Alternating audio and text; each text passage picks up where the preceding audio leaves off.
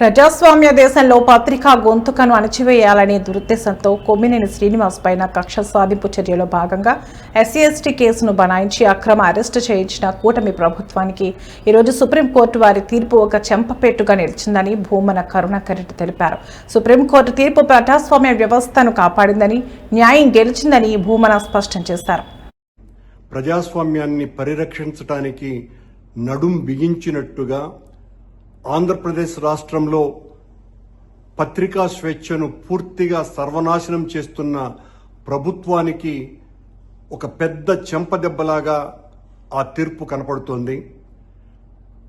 డిబేట్ను నిర్వహిస్తున్నటువంటి విశ్లేషకుడి మీద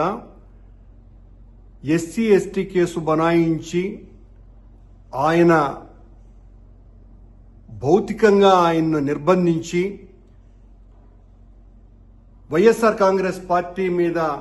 పెద్ద ఎత్తున నిందారోపణలు మోపి సాక్షి కార్యాలయాల మీద రౌడీలతో దాడులు చేయించి ఒక రౌడీ మూక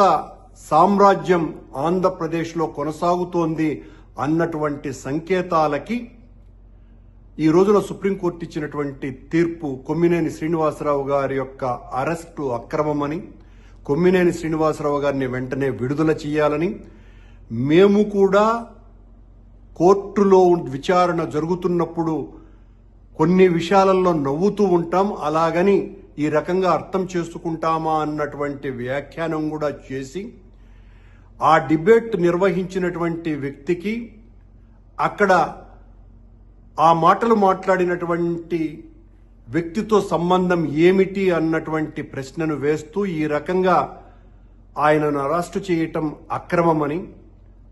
చాలా స్పష్టమైనటువంటి తీర్పు ఇచ్చి ప్రజాస్వామ్య పునాదులని చాలా గొప్పగా నిలబెట్టింది ఈ రోజున సుప్రీంకోర్టు. ఈ రాష్ట్రంలో చంద్రబాబు ప్రభుత్వం